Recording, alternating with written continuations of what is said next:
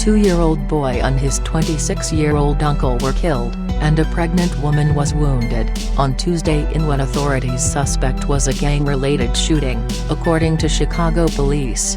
No one is in custody for the shooting, which occurred in broad daylight and was streamed on Facebook Live by one of the victims, police said.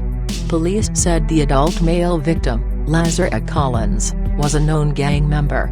The man and his nephew, Levante White, as well as a 20-year-old woman, were shot while sitting in their car on the city's west side, police said. The woman was described by police as the man's girlfriend.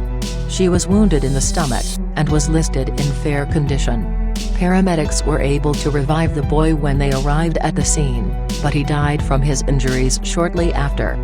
Levante became the third child in less than 3 days to be killed or gravely injured in a shooting in Chicago, which is mired in a surge of killings and gun violence that the city has not seen in nearly 20 years.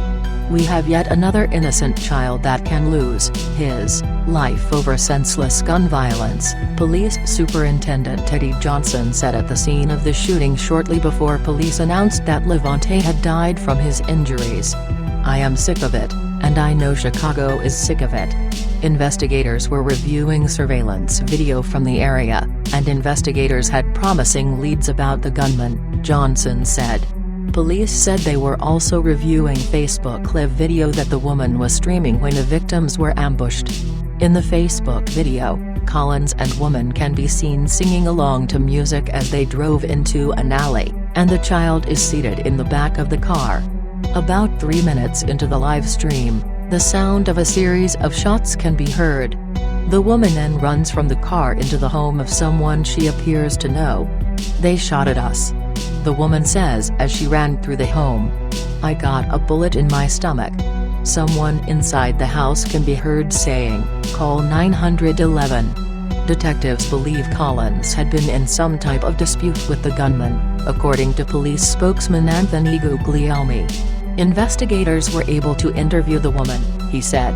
The triple shooting occurred in the midst of a spike in violence in the nation's third-largest city, which has caught the attention of President Trump. The city recorded more than 760 murders and 4,300 shooting victims last year. This year is off to a nearly equally grim start, with more than 60 murders and 300 shooting victims, according to police data. Trump has repeatedly suggested over the early weeks of his presidency that he may order some type of federal intervention to help stem the violence, if city officials are unable to stop the bloodshed themselves.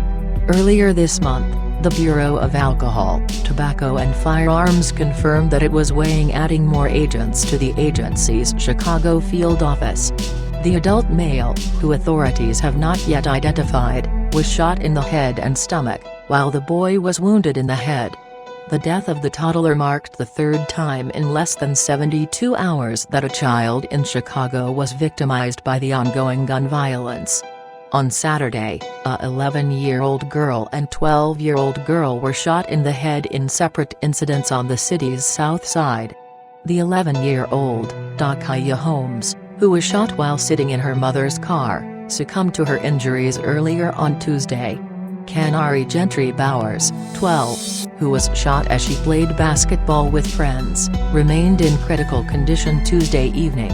Police believe both girls, who were shot just a few miles apart from each other on the city's south side, were hit by stray bullets and were not targeted. Chicago police announced Wednesday that Ant Jones, 19, had been arrested and charged with murder for Dakaya's killing. Johnson and Mayor Rahm Emanuel have repeatedly blamed the violence on a combination of increased gang activity and weak gun laws that they say don't do enough to dissuade convicted felons from carrying and using weapons. Both repeated their calls to state lawmakers to strengthen penalties for repeat offenders. These shootings must be a turning point for our city, Emanuel said. Anyone with information about these crimes owes it to the families of these children to come forward.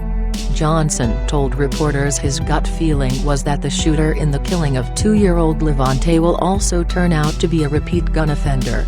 Our children shouldn't have to keep paying the price of our inability to hold repeat gun offenders accountable for their actions, Johnson said.